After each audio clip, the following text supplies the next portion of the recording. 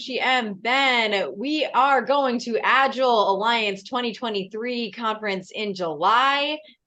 We are very excited. Lear is going to be giving a talk. We're all going to be there, and today we're just chatting about why we're going. So I'm going to toss it over to the group because we're all pretty excited and looking forward to it. I mean, first question for me, I've never been because it's a bit further from me being in Germany. I've never really had an opportunity, so I'm excited to fly over and be in Orlando for the first time. Uh, has anyone ever been to Agile conference? I mean, they've been around for a good 10 years, right? At least. Yeah, I've not been to an Agile Alliance conference. I've been to an Agile conference at that exhibition center, but yeah, or the hotel. But no, not an Agile Alliance conference. Ben, what are they like? What are these Agile conferences like? Like who goes to these things? I mean, yeah, thousands of people. I think it's interesting. I expect there to be a lot of coaches, probably primarily, and scrum masters, and then less practitioners, and some probably like managers of organizations and stuff.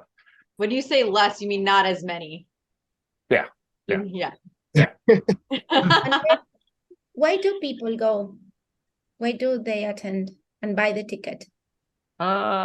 I think it tends to be people very early on in their career. I think the people build networks. I think they, a whole bunch of people gather, thoughts and ideas and about tools they can use. So I like to think of it like you've got your toolbox and you're just continually adding tools to your toolbox, whether that's from a conference or whether that's from YouTube or whether it's from something else. Like, you're adding tools. So I think people go and add tools.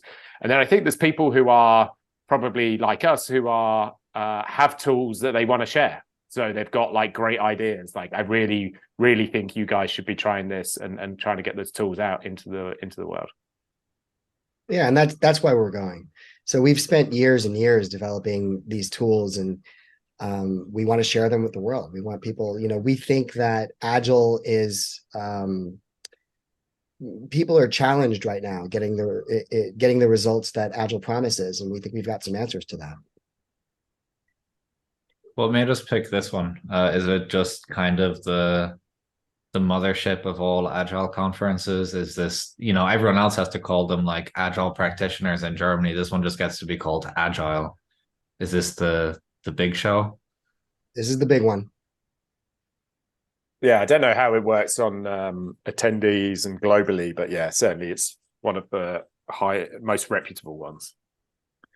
What are you looking forward to most?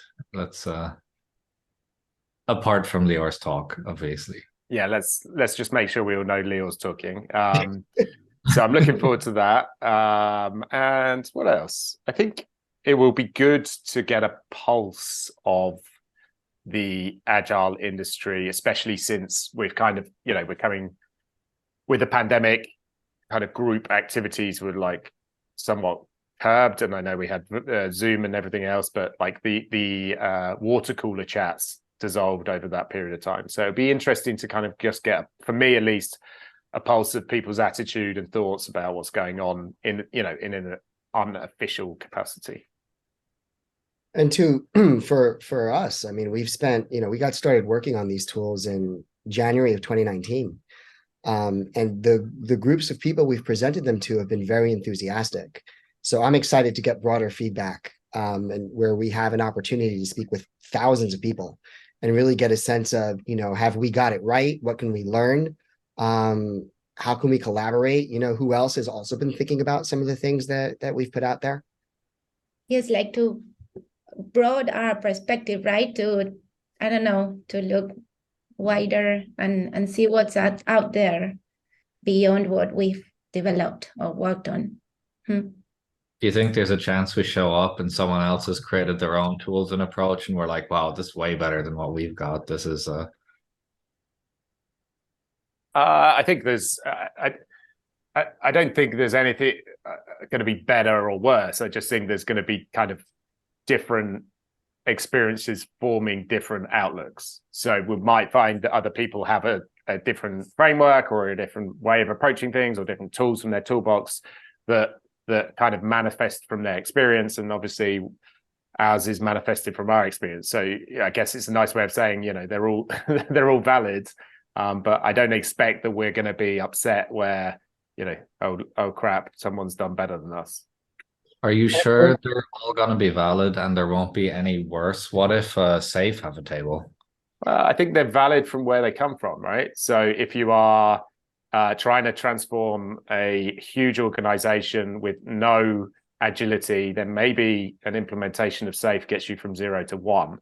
But pretending that SAFe is going to get you uniformly to 10 for every organization is not the case. So they're all valid. Just depends whether they line up with your,